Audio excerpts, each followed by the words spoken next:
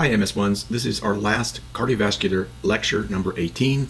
In this short video, we're going to briefly consider the different forms of circulatory shock and the body's compensatory and decompensatory responses to it. Shock is a condition in which the critical organs are not perfused adequately. Note that the term shock refers specifically to insufficient perfusion of the critical organs, the brain and the heart. There are 4 types of shock, and all of them have one feature in common: hypotension, a mean arterial pressure that is too low to adequately perfuse the brain and the heart, in spite of ongoing baroreceptor compensations. This hypotension can occur when the cardiac output is too low, or when the systemic vascular resistance is too low. Let's first consider situations in which the cardiac output is inadequate. This can occur if the stroke volume is too low, for example when the ventricle is weakened by myocardial infarction, arrhythmia, or valve disorders. This is called cardiogenic shock. In another form of shock, the pumping performance of the heart may be perfectly normal, but a loss of blood volume may limit preload. This situation is called hypovolumic shock. Or perhaps blood or fluid fills the sac that encases the heart, preventing the ventricles from expanding fully, and this is called cardiac tamponade.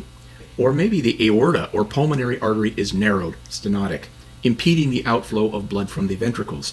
Both cardiac tamponade and outflow obstruction would be examples of obstructive shock, which, by the way, is the most rare form. The fourth general category of shock is now referred to as distributive shock. It has previously been called vasodilatory shock, and in this situation there is a sudden loss of vasomotor tone, widespread vasodilation with a loss of SVR. This may or may not be accompanied by venodilation.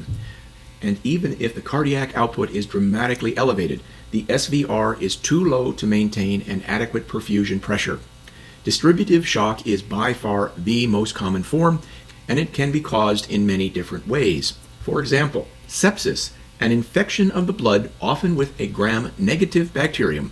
These bacteria release endotoxins that in turn cause macrophages to release cytokines that cause intense, widespread vasodilation. Another cause of distributive shock is anaphylaxis. This can occur in a severe allergic reaction, which triggers the release of vasodilatory substances like histamine and tumor necrosis factor alpha from mast cells. Widespread vasodilation can produce a life-threatening drop in SVR. Another subcategory of distributive shock is neurogenic, in which there is a sudden withdrawal of sympathetic tone. We've already seen one example of neurogenic distributive shock: vasovagal syncope in response to strong emotions like grief or fear. Note that the disturbance common to all forms of shock is a severe drop in blood pressure. Here's a very informative table which breaks down the hemodynamic parameters in each form of shock. Please go through each one of these hemodynamic parameters and their causes and see if it makes sense. Note that the most common form of shock is distributive, and the most common type of distributive shock is septic shock. The one factor common to all forms of shock is a serious drop in arterial pressure, and this will be sensed by the carotid baroreceptors. And if the hypotension is gravely severe, below 40 or 50 millimeters mercury, then the central chemoreceptors located in the brain will initiate the very powerful cerebral ischemic response as a last-ditch attempt to perfuse the brain. And by now you should all be familiar with the compensatory responses. Rapid first-line defenses include the baroreflex, an augmentation of sympathetic drive, a withdrawal of parasympathetic activity. The heart beats faster with a more vigorous contraction. Sympathetic drive to the arterioles and veins increases SVR, and this will promote transcapillary fluid absorption. These responses act to restore arterial pressure by increasing cardiac output and increasing SVR. Recall that sympathetic vasoconstriction will act primarily on the skin, the gut, and the kidneys to reduce organ blood flow, diverting it to the critical organs. As perfusion of the kidneys is withdrawn, the RAA system will be activated, and this will instruct the kidney to conserve fluid in an attempt to restore central venous pressure and cardiac output. The challenge in shock is maintaining perfusion to the critical organs. Some organs can tolerate a reduction in blood flow, whereas others cannot. The brain and the heart cannot be deprived of blood flow even briefly, while the skin, the gut, and the non-working skeletal muscle can tolerate a prolonged reduction in blood flow, up to 10 hours. The kidney, the gut, and the liver are intermediate. They can tolerate 2 to 3 hours of reduced blood flow. The tolerance of these organs to ischemia matches their innervation by sympathetic vasoconstrictor fibers. Remember, the gut and the skin are innervated most densely by sympathetic vasoconstrictor fibers, the kidney and the skeletal muscle less so, and the heart and the brain receive no vasoconstrictor fibers at all.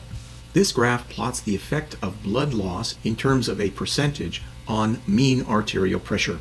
You've probably all donated blood at the local blood bank. How much blood do they usually collect? Well, they collect about 1 pint. 1 pint is 470 milliliters, a little more than a standard can of soda, which is 350 mils. So the loss of 0.47 liters from a total blood volume of 5.5 liters is a 9% loss of blood. And this loss usually does not cause any significant fall in mean arterial pressure or any obvious symptom. Why? Because compensatory responses, the baroreflex that we've just reviewed, can easily restore mean arterial pressure to its normal set point. The baroreflex, the RAA, the transcapillary fluid shifts. You might be a little thirsty, and over the next few hours, the lost fluid will be replenished by a decrease in urine output by the kidneys and by an increased sense of thirst. Over the next few days, the liver will replace the lost plasma albumin and new erythrocytes will be generated by the bone marrow. Greater losses of blood, let's say 1 liter or about 22% of blood volume, will in most people cause mean arterial pressure to fall from about 100 to 95 or so torr, in spite of ongoing compensations.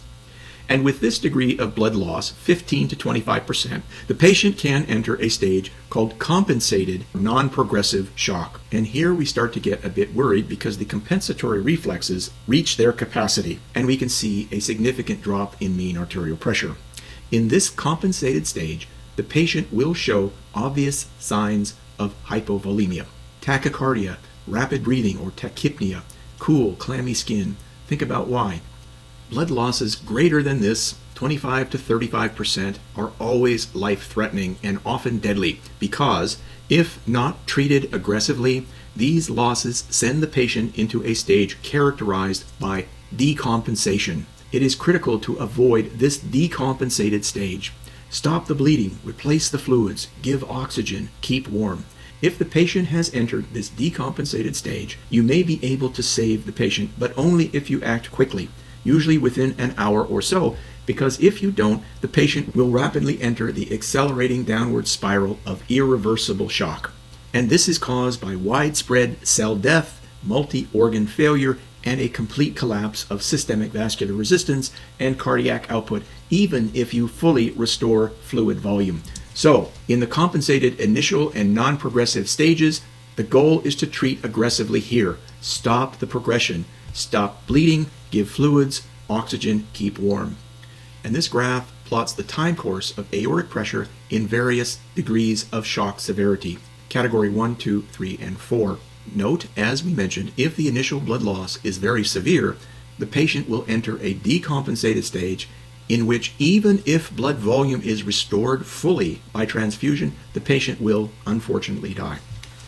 So why is death unavoidable in this so-called irreversible phase? This flowchart illustrates the decompensatory mechanisms in shock. If severe hypotension persists, vasoconstriction becomes strong and relentless. Blood flow through the tissues will no longer be sufficient to flush out vasodilatory metabolites, and the hypoxic tissues will start releasing toxic wastes and lactic acid and potassium, causing electrolyte imbalances that can trigger arrhythmias, and the local acidosis and vasodilator accumulation will override the sympathetic vasoconstriction, resulting in a loss of arterial tone, a loss of venous tone, and this will further drop central venous pressure and cardiac output. A deleterious positive feedback loop, a downward spiral. And when coronary perfusion begins to decline, all hope is lost. In patients that have pulled through a severe episode of shock, physicians carefully monitor them in the hospital for several days. If the urine output does not improve within 24 hours, the patient's prognosis is very poor. because this indicates that both kidneys had suffered irreversible damage when they were deprived of blood flow by intense sympathetic vasoconstriction in the first several hours of shock. And this illustrates an important point. Decompensation occurs when the compensatory responses, which in the short term are protective, are sustained for too long and actually begin to worsen the problem. These positive feedback loops, once they start, are very difficult to stop, even if all of the fluid is replaced. How can you prevent this? Correct the problem early. So when any volume of blood is lost, how will it subsequently be replaced? Well, after hemorrhage, blood volume will be restored by transcapillary refill. You remember the mechanism. By renal fluid conservation driven by the RAA system, and by thirst. And we end here with a whimsical overview of all of the responses to hemorrhage. Thank you so much for your attention over these last 18 hours. It's been a real pleasure, and I will see you again in renal physiology.